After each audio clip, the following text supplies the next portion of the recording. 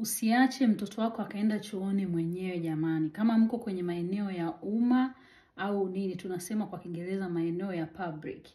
Kwa sababu haikugharimu chochote wewe kwenda na mtoto wako chooni. Maana hatujui au hauwezi ukajua ni nani anaweza kaa yupo huko kwenye vyoo. Kuna watu ambao wana tabia zao person au ambao wana nia mbaya na watoto. Yaani nia yao ni kukaa tu kuwafanyia watoto vitendo vibaya.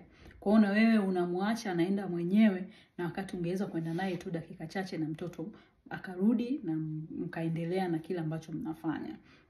Kwa sababu hiyo si njia nzuri sana ya kukaa hata kama ni mtoto wako unasema kwamba anajiamini anafanya nini. Yeye anajiamini lakini kwenye mazingira gani sasa? Usimwache akaenda mwenyewe.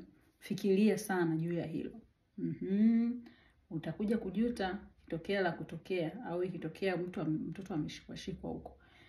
Si mbaya utakuja kujilaumu. Nakumbuka wakiambiwa au wakitufanywa vitu vibaya wanatishiwa. Kwa anaweza akaenda huko akirudi asikwambie kilichotokea. Alafu wewe utakuja kuanza kusema mtoto wangu alianza lini na mambo au ilitokea vipi. Hapo kumbe ameshatishiwa. Ukienda kumwambia mama na muua. Sio ukifanya nini? Kwa mtoto anaamua kukaa kimya. Ndio.